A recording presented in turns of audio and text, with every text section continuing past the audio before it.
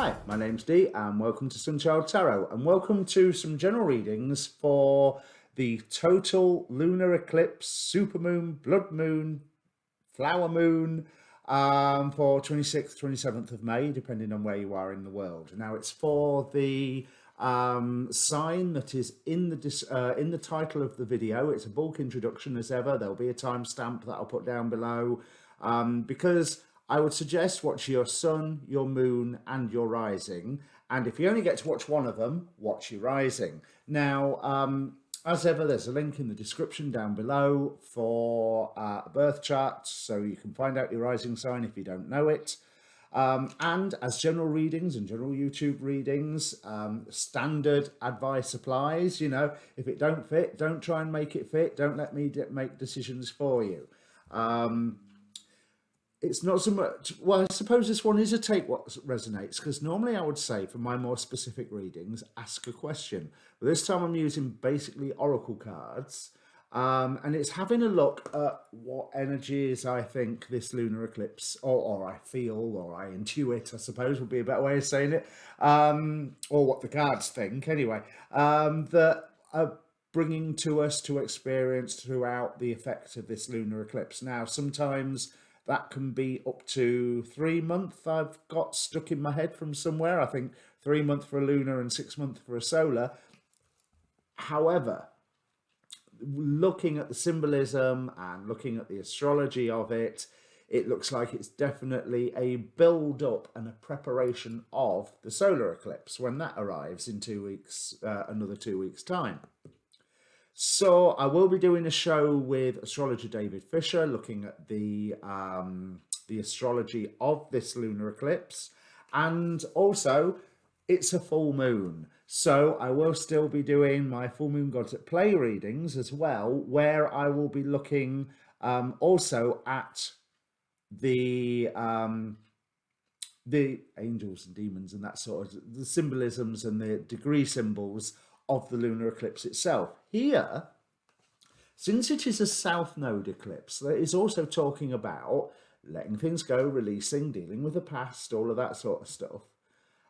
So I thought I would have a look at the angel regarding the south node itself, which in this case is Menadel. But I also want to point out that this is under the influence of Neptune, 22 degrees Pisces. So under modern rulerships, it's happy, it's at home, it's at 22 degrees, it's a master number, giving it extra whammy. And have a look at Soul Garden Namaste TV, Serious Joy, sorry, on YouTube for more about step 22, as Kushwateki calls it. But this is conjunct Pallas, the asteroid Pallas, which a few astrologers have made something of. There's a great video. Well, there was a great note, but I'm sure there was a video about it. If I may suddenly think I'm imagining it, but about Neptune conjunct Pallas from Anastasia Cosmic Astrologer. But the one thing that I noticed that nobody else is talking about is that it is also conjunct the asteroid Orpheus. So Neptune conjunct Pallas is extra psychic whammy, extra psychic awareness, extra psychic atmosphere, psychically charged. It's also Pallas can be looking at the wise way to weaponize things. So I think we have to keep a very close eye on the media and see what symbols and metaphors and dreams and wishy-washy woolly ideas that they are pushing forward more and more and more in order to sway public opinion one way or another. Take that as you will. I'm not an anti-vaxxer or anything like that, so I'm not listening to that sort of aspect of it. But when we look at the patent argument about the COVID vaccine, or we look at the various other economic arguments that abound on the planet, I wouldn't be surprised if something comes up. But with this also being conjunct Orpheus, now what do we know about Orpheus? He was a musician. and he descended into the underworld to bring back to life his lover Eurydice, who had been killed by a snake bite, and he braved all sorts of challenges and unfortunately failed on the last 5 yards. But there's this image of a descent into the underworld for heroic reasons. Now, a lot of the astrologers are saying that this is a letting go of past baggage. And to be honest, some of the degree symbols back this up. But with Neptune and Pallas together, we are able to dive into our own personal underworlds, Orpheus, and note those ideas and beliefs that have been used against us, even if it is us using them against us. You know, standard counseling sort of philosophy of it's not so much what other people have told you, it's what you learned as a 4-year-old, 5-year-old, 6-year-old that you have to deal with. And let's face it, a 4, 5 or 6-year-old doesn't always get things right.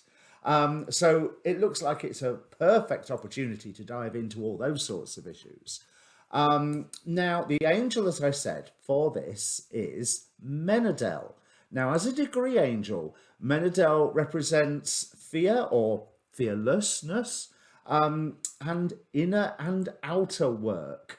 So those, if we descend into our own underworlds, get the teeth in, then that is inner work that can have an effect on our lives, on the outer work, quite dramatically, I would say, under this Neptune Pallas Orpheus conjunction, all being ruled by Menadel. Now, Menadel is about liberation. So again, there's that letting go. Freedom and work. Not freedom from work, but finding that work that is your great work, whatever your great work may be. It's associated with Mars. So there is all this diving into the underworld. It's not just to dive into the underworld and stay there and wallow in, oh, look, I've got this issue, and oh, look, I've got that. It's a dive in, do what you need to, get out again. Now, Menadel's also a guardian of some people born under the sign of Virgo. I've not got the degrees, but I've got the dates, 18th to the 23rd of September, traditionally. So I don't know if you have your birthday in that period, you may get a bit of extra whammy from this transit, purely from that angelic resonance. Now, the interesting thing is the Chandra degree, Chandra symbol or inside degree we have is icicles melting. And the description is soul timing, slow and formative, waiting for fullness and ripeness, outliving old stuck patterns by slowly wearing them out. Something that I think we are in the process of, certainly since last year and all the crazy astrology that we've been having since late 2019. Deep process, you experience lessons in humility and simplicity. An extravagant streak which relents only after relentless pressure. Now, can you see in this symbol, there's also that tension between the Saturn-Uranus square going on. The conflict and the attempting to balance the old with the new. In fact, it says, the next thing it says here is cross purposes. You have an attachment to personal inclination of the most stubborn kind, and yet a desperate drive to get beyond the shadow. Interior dialogue and dispute. I don't think this is going to necessarily be externally a dramatic full moon. With it, the normal full moon, if you worked in all sorts of jobs, you know full moon is always a crazy night. I think the eclipse aspect would hopefully calm that down a bit. Fingers crossed. But I think internally, it promises to be a doozy. The slow burning way and allowing pride to surrender without being made wrong. Elaborate maneuvers towards significant breakthrough, which backs up everything that I was saying. Now, the Sabian symbol. Now, here's a fascinating one. Let me scroll down to it to make sure I get it right. Where have you gone? Now, it's a flag turns into an eagle. The eagle into a chanticleer saluting the dawn. Now, I see that Saturn Uranus old versus new in that symbol as well. The eagle, although it's gone down, it was a symbol of Rome, it's a symbol of America. It's not the only country that has the eagle as one of its symbols. And it comes historically, if you like your ancient alien stuff, it comes from Babylonian times, and it was the symbol of Enlil. Where, if you like your ancient aliens, you'll remember that Enlil is the one that tried to bump us all off because we were thinking too much and getting too bright. And it was his brother Enki who managed to save more than a few of us. Enki, if you're unfamiliar with Sumerian myths, you can look at Enki in a way as being a cross between Poseidon and Prometheus, because Enki was the one who gave mankind gifts and theoretically created us in the first place, and so therefore we're his pets, and he wants us to prosper, and ignore all the weird power dynamics of that statement. So in the background of this strange allegory, we recognise the deep-seated belief that the American nation and its basic democratic institutions were constituted to be the cradle for a new step in human evolution. How ironic that Dame Rudyard would look at it that way. And under modern context, absolutely. Under your ancient alien context, gets a bit weirder, doesn't it? But then again, so if you're into your conspiracy theories, this is a great one. Because the keynote of this symbol is the spiritualization and promotion of great symbols of a new age by minds sensitive to its precursory manifestations. How apropos right now, when you have everyone talking about the new age of Aquarius, that I still say we're not in it for a few hundred years yet, but we have that Aquarian energy, we have that air energy from the new 200-year, 800-year Jupiter-Saturn Great Conjunction cycle that has now entered the element of air. So even to a point, and I suppose this comes from my more scientific past, I'm a stickler for going, we are not yet in the age of Aquarius, but it really doesn't harm to start believing that we are, because of the good sides of it, because our beliefs and our actions defined by those beliefs will hopefully bring around that Aquarian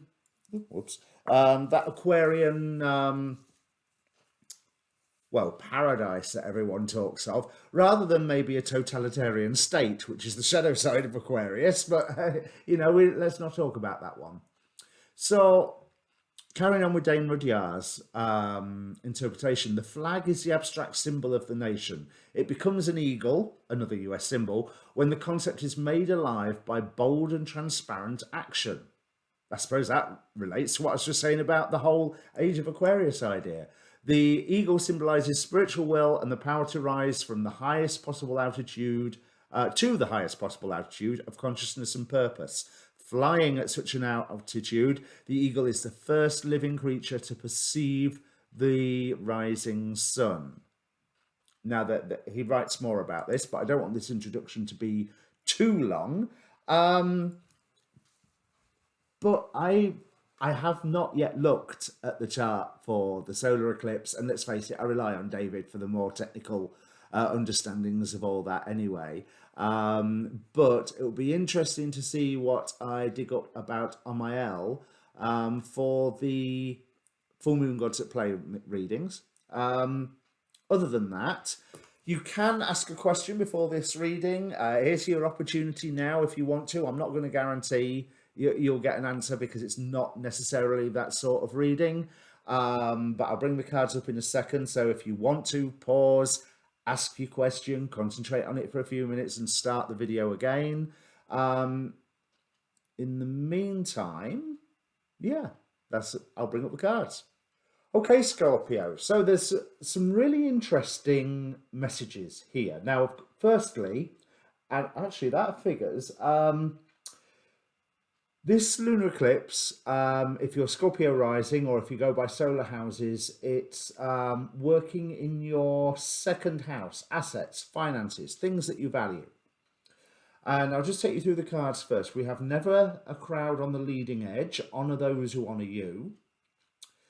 Guardian, guard your energy. Plato, student of the universe. The lady of the gift. Smikiel, the angel of vengeance. Cycles. Igantitan, and Mechiel, representing the restoration of life. Now, this is quite a unusual selection, but there is indeed a theme. And it's all about, well, it's about two things: interpersonal relationships and the messages that you take on board and that you accept and that you dismiss. Never a crowd on the leading edge is a card that talks about meeting that one special person that gets you. Basically, when you're on your hero's journey, you can meet fellow travelers on the road and you will find someone that you develop an alliance with, an affinity for. But this is immediately followed by Guardian, guard your energy. So maybe if there's somebody new coming in, keep one eye open, because they could be somebody really, really good for you or not. And that's that sense that I'm getting, especially with an eclipse, the extremes. They're either really good for you or really not. So the Guardian, guard your energy is very much talking about, and this card in and of itself is reliant upon the cycles of the moon. So you're expecting to come up to a culmination of a friendship, a relationship, a new interaction, and the eclipse comes in and whips it all away. Be wary of the signs, symbols, and messages that you get regarding your personal relationships. Because remember, Neptune in Pisces, delusion. And here, Igantitan is a demon from Brittany. And basically, he's a will-o'-the-wisp. He has 5 candles for his fingers, and he will lead the unwary traveller away from the road. So there's just where this one is saying honor people who honor you. You know who your friends are, and you know who your friends aren't. So maybe those who are in the aren't category, distance yourself from them more. And anybody new that comes up, view them with a healthy skepticism, but leave the door open for them to be somebody very, very special to you. Somebody who gets you in a way that other people necessarily haven't. Plato talks about, yes, because if someone new is turning up, then that relationship seems it gets rolling quickly. All of a sudden that you're linking and communicating on a really good and deep level and probably spending more and more time with them. Now, Plato is looking at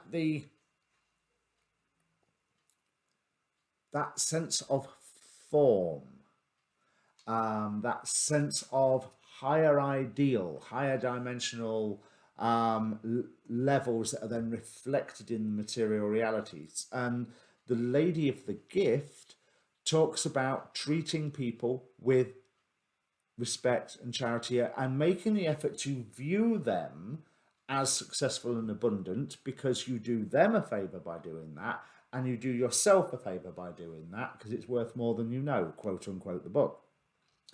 When this is paired with Simikiel, the angel of vengeance, there is there is a certain element of me that thinks there's certain things that you just want to let go of. There may be, as I was saying, those people who are on the aren't column, you maybe want to distance yourself from them, yes, but don't wish them any ill will, don't refrain from any vengeful action because it will come back upon you when you are being asked to give to the world, and more to the point, you are being asked to give nice things to the world. It's no good just giving them violence and vengeance. There's allow people mistakes, but through this process you will be finding and honoring those who are closer to you than you thought. This is because there's an element of revelation with all of this. Because if you think about an eclipse, the light goes out, the light comes on again. And so there's a positive. Well, there's a cycle coming up with this cycles card and with this guardian card being so focused on the moon. There's a cycle coming up that your actions are defining. So when I say give people the benefit of the doubt, I don't think that's the right way to put it. Wish them well, wish them good things, wish them luck. But if they are in that aren't column rather than the yes you get me column, then that's fine. Just walk away and think about the form of the relationships that you are wanting. One of these cards, I can't remember which one now, was talking about looking at what toxic energies you are taking on board and therefore being encouraged to walk away from that. Yeah, common sense, really. It's not telling you anything that you don't know. You're watching tarot on YouTube, you know this sort of stuff. But it may be that now is an appropriate time to do it. But if they are bringing toxicity in to your environment, just bear in mind that maybe they don't know any better, and maybe that's their job in the world at the moment anyway, for their own personal development or for others. So just wish them well. And that's easier said than done, but wish them well. Because what we're wanting to, because Scorpio, you're about transformation. You transform pretty much every day. So what we're looking at transforming here is not even the relationships, but simply how you view those relationships and how you view people who fail in their relationship with you. When you walk away, are you mad or do you wish them well? And there is that, because this is what I think Mehiel here is on about. Especially Mehiel with representing restoration of life, as opposed to Hares representing criticism. Now, Hares is quite a positive goetic spirit, but representing criticism here. And because I'm led to think about Harry's cat-like nature, the way he can like shoot out a paw and deliver that criticism or catch that mouse or whatever. Restrain that. Restrain it, because you might be being tempted down a path that you don't want to go down. And if you go down that path, you will suffer as well as the person you are inducing that suffering on. There's Simikiel, the Angel of Vengeance, talks about, you can invoke the Angel of Vengeance when you want vengeance, absolutely. And then he'll do what you ask him to and then turn around and look at you. So, best thing, I'm sure Simikiel's got plenty to be getting on with. Let him just get on with all that. So let's have a look what else we've got with Plato. We've got this is, how I'm saying that seeing others as successful and abundant and making that effort to wish them positive and believe them to have that positiveness about them, that brings rewards to you. We've got 10 of Cups there, and whereas the Plato, 4 of Swords, building an ideological foundation for bringing something pure from the higher realms into the real world. This time, the shape of the relationships that you want to be having with those people around you. Yes, because wanting vengeance is not something that brings clarity.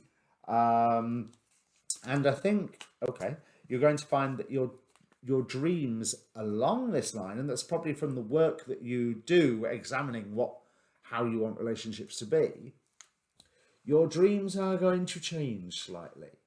And I don't think you necessarily, Knight of Cups reversed. Knight of Cups can be someone bringing you a romantic offer, but reversed, yeah, not so much bad ideas. But what I'm seeing with this is that with that being with the cycles card, dreams and ideas that have had strength disappear as the moon changes, while other dreams are coming forward as you are redefining through some hard work. And that hard work is not sat stewing, but rest, recuperation, hard work. Because especially in modern day society, it's not always easy to relax, and you have to work hard at it to get to that relaxed state. I know it sounds like a contradiction, but there ain't any of us that won't deny that that's true. So let's see about Iganitan. Yes, there are deliberately confusing messages around you. Now, these messages, yeah, they're supposed to bring wisdom. And they will, but not if you take them on face value. The whatever is there to draw you off your path is also there to teach you something. And half the time the lesson is don't stray from the path. So whatever it may be, it's almost like take everything with a pinch of salt. Take any vengeful or angry feelings that you have with a pinch of salt. Take other people's failures and where there's someone who's useless in your own judgment, and don't say, oh, I'm not judgy, we're all judgy, we can't help it. But no, they're maybe not so much useless, they're just not useful for you, either in making you feel well, no one else should be making you feel loved. There's only one person that can make you feel loved, that's you. And so that's a good point, that may be driven home to you during this period of the eclipse. But it is all to the good, because I don't feel, even with Iganitan here and Simikiel, the feeling that I get from him is that he's looking down at us, you, me, whatever, going, yeah, you did right not to call me. That's the feeling I get from it.